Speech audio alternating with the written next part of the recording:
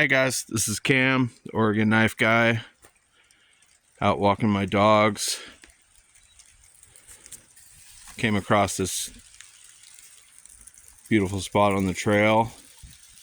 Figured I'd stop and do a little bit of a pocket dump. Starting to rain a little bit. This little creek that runs down through this little ravine. The trailhead's on that way. And down there's another creek down at the bottom that this little one runs into. My dogs like to stop and drink right here. Figured I'd do a pocket dump.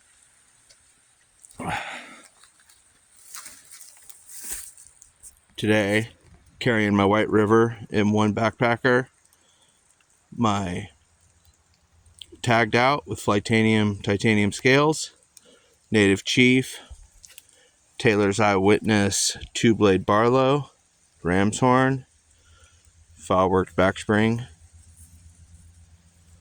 This is a beautiful knife. If any of you guys haven't tried Taylor's Eyewitness premium knives, they're top notch.